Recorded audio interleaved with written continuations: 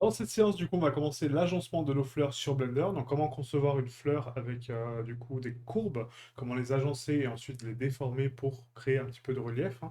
Vous allez voir, c'est vraiment très sympa. Et du coup, on passe sur Blender. Donc là, on avait créé donc du coup nos mèches, hein, donc le découpe de mèches là, lors de la dernière séance. Et là, on va créer donc des collections supplémentaires. Donc, on va créer une nouvelle collection qui va s'appeler donc Low Poly Flowers, comme ici. Et on va créer ensuite des sous-dossiers avec 5 fleurs. Du coup, là, on va créer que 5. Enfin, que 5, c'est déjà pas mal, mais voilà. Donc, pour ma fleur 0,1, donc, je vais placer ma fleur 0,1, la fleur 0,2, la 2, la 3, la 3, la 4, la 4, et la 5, la 5. Ensuite, par rapport à cette fleur-là, donc la 1, ça va être donc la fleur bleue, je vais sélectionner le type de feuille que je veux avoir dans ce mesh.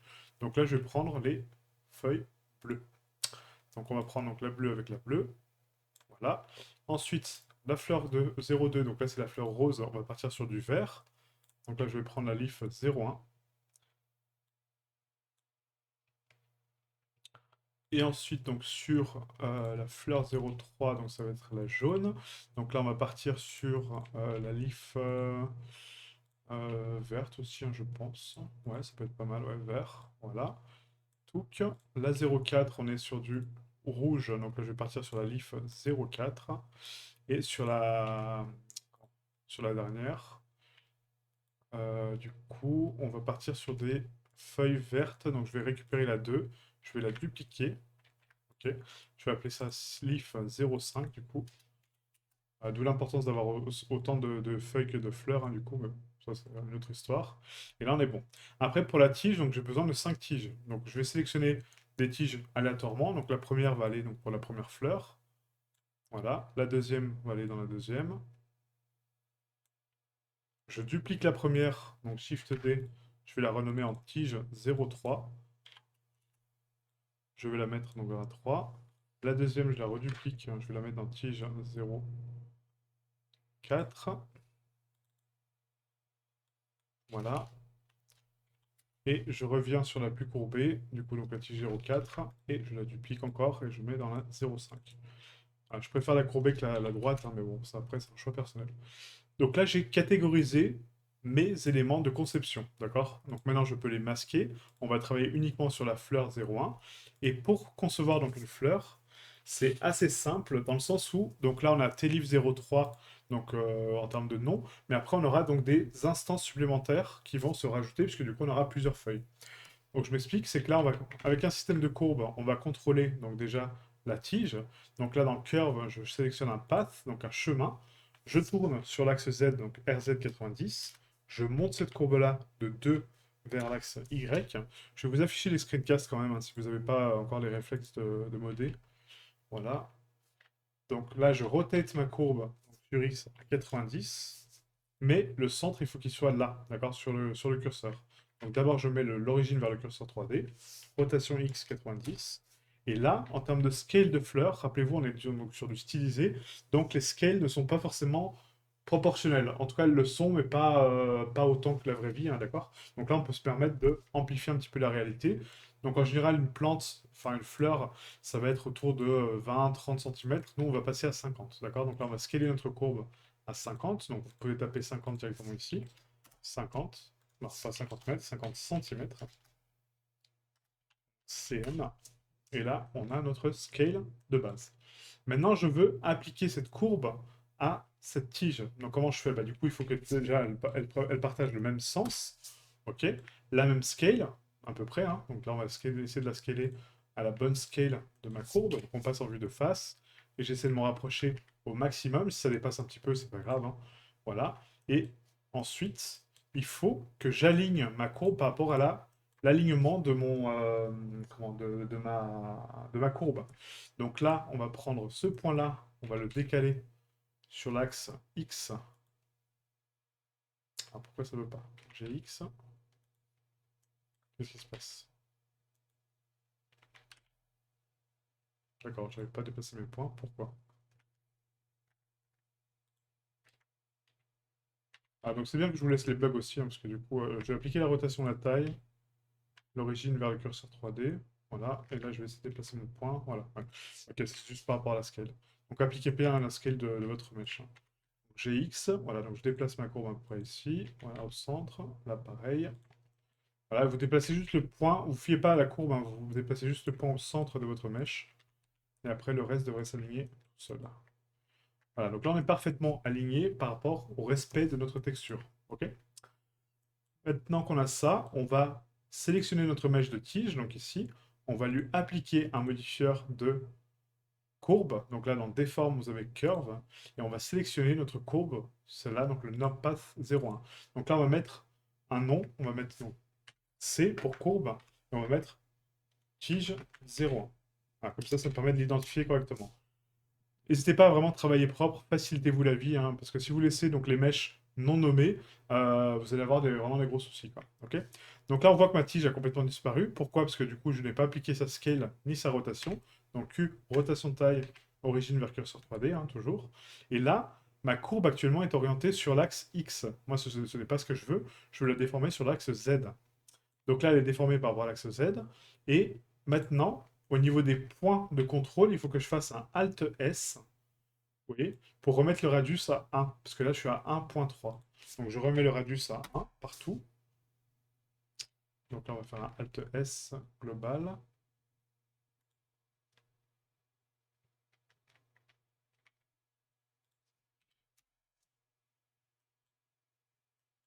Voilà. Et après, donc là, pour l'avoir face à moi, il faudrait que je la tourne sur Z de à peu près 90.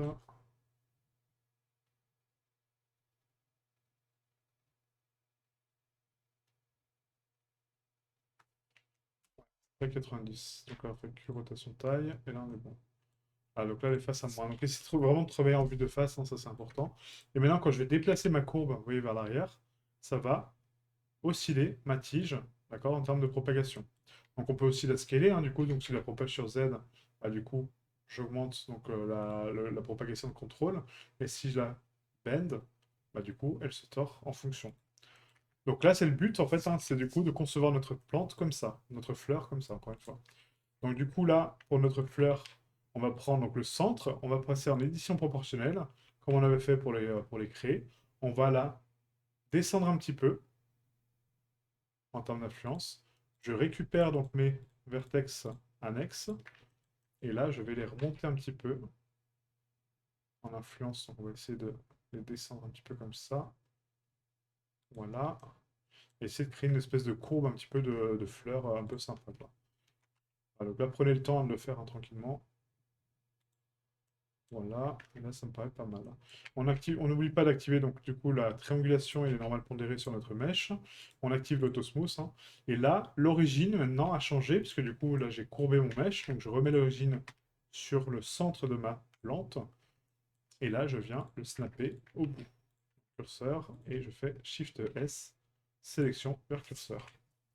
Là, ensuite, on a un décalage par rapport aux mèches. Donc, le but, c'est de le snapper sur le mèche et pas sur la courbe, hein.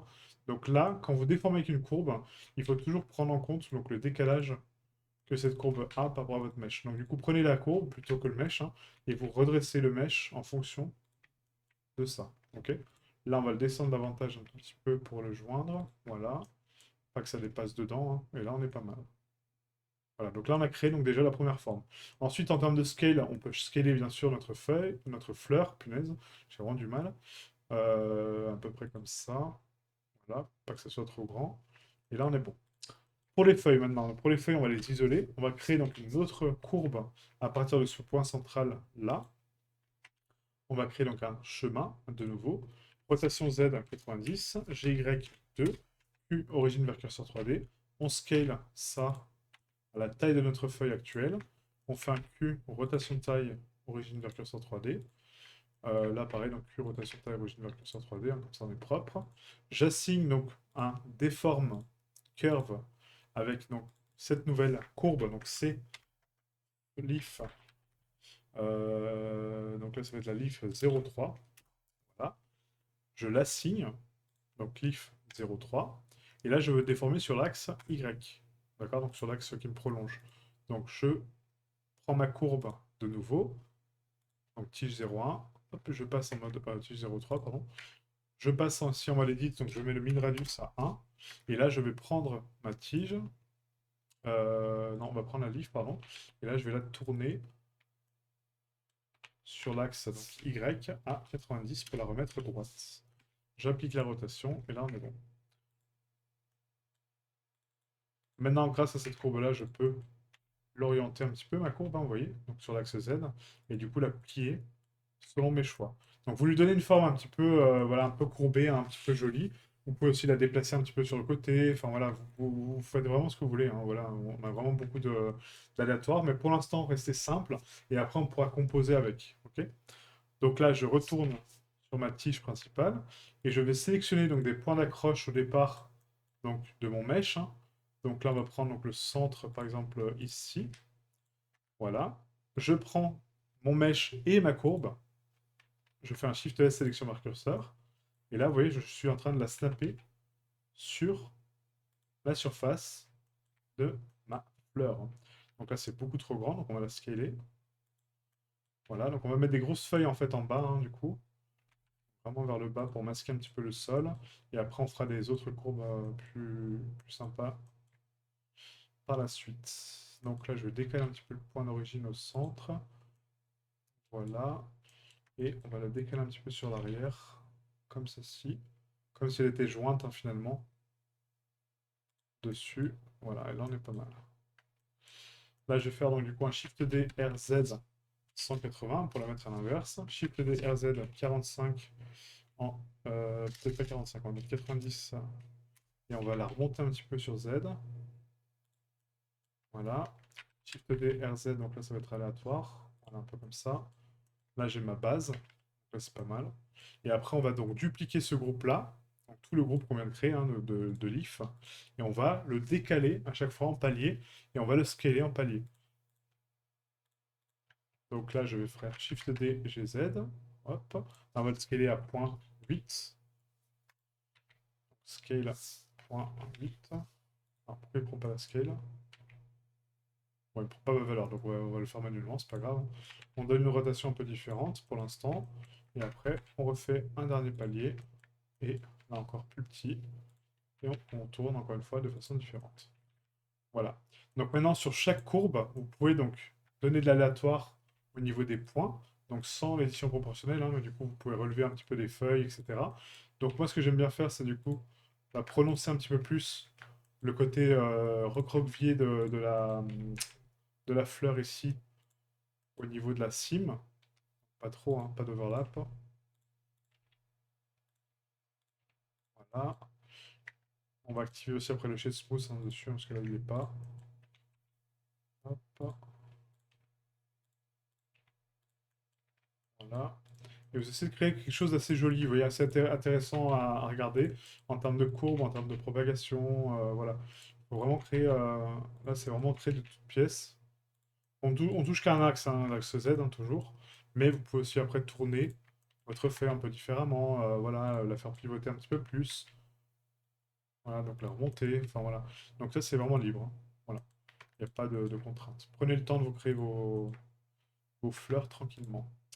Donc là, pour le niveau médian, on va les faire tomber un peu plus. Donc je vais descendre sur Z. Là aussi, là aussi.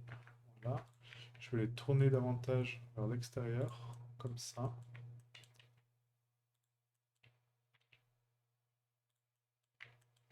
Après là, le placement, il n'est pas top par contre.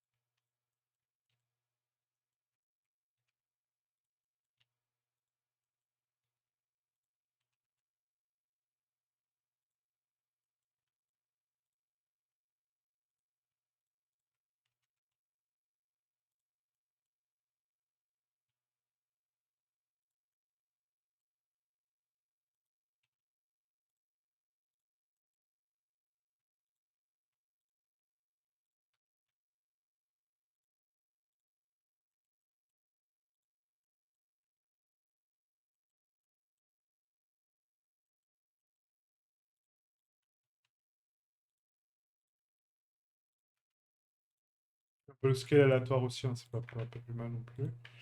Voilà, et après, la rotation, pareil, pas trop symétrique, hein, sinon ça fait pas très joli. Voilà, donc là, ça me paraît pas mal, hein, du coup, moi, ça me plaît bien, en tout cas. Et on a notre premier mesh. Donc maintenant, comment je fais pour le valider, ce premier mesh, hein, maintenant qu'il est terminé? Bah, du coup, il faut appliquer donc, les modifieurs de courbe. Donc là, ce qu'on va faire, c'est qu'on va prendre donc, toutes nos feuilles. On va donc les prendre donc ici hein, dans l'outline. On prend donc toutes les feuilles en finissant la dernière par 0,3, hein, d'accord? Donc on prend avec Shift. La dernière, je fais CTRL dessus. Je vais ici Apply All. Si ça, vous ne l'avez pas, le Apply All, n'hésitez pas à aller dans Préférences et vous cochez donc le Modifier Tools, d'accord, qui permet d'avoir cette option-là, Modifier Tools.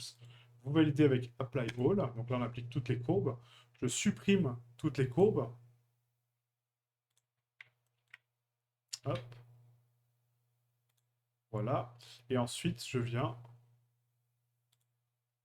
join toutes mes feuilles ensemble. CTRL-J. Je fais un Q, rotation taille, origine vers curseur, donc au centre de ma scène. Origine vers curseur 3D. Alors je suis désolé, je vais enlever le soleil parce que ça me gonfle en fait à chaque fois de faire un Shift C et de dézoomer de la scène violemment. Du coup, je vais l'enlever. Hop. Parce que là, il comprend maintenant que je vais zoomer là-bas. Oui, ok. Parce que le soleil, vraiment, ça me paralyse à chaque fois que je fais un Shift C. Il dézoome de la scène grandement et ça, je déteste. Voilà, du coup, en vue de face, ça donne ça. Et après, en pivot, donc sur le jeu, hein, du coup, on aura, vous voyez, un aspect un peu 3D. Et maintenant, comment je fais pour que ma tige soit un petit peu plus réaliste, hein, du coup, enfin, en tout cas, pas aussi plane. Bah, du coup, on va la dupliquer en ce qu'on appelle un carré de... donc, ça s'appelle un carré de foliage, hein, du coup. Donc, c'est une crosse, croix. Et du coup, le but, c'est que cette jonction-là soit identique à celle-là. Vu que là, par contre, c'est courbé, ça va être un peu complexe, hein. Donc le but, ça va être de jouer avec la courbe qu'on a dupliquée et de venir rapprocher la géométrie et de l'intercepter avec l'autre, d'accord?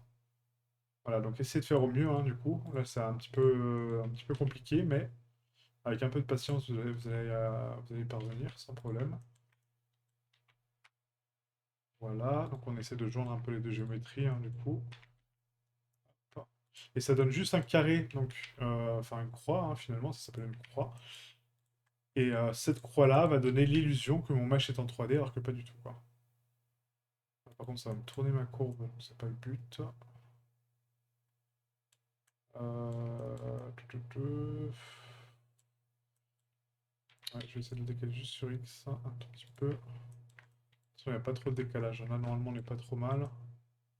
Ouais, c'est pas idéal, mais vous voyez, en fait, ça donne donc l'illusion que j'ai de la profondeur en trouvant du relief plutôt que là. Donc là, non, par contre, là, c'est pas bon du tout. Voilà, tac.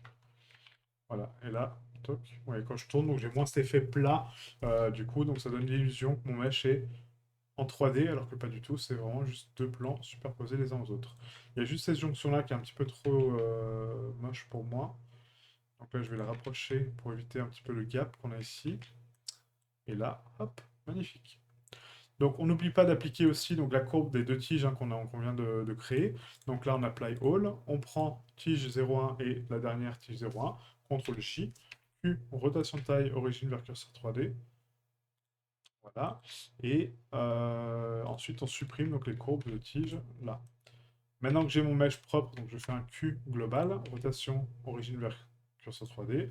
J'applique un triangulate sur les mèches. Donc là, je vérifie un triangulate weighted normal, donc il est bon. Là aussi, triangulate et weighted normal à 100%.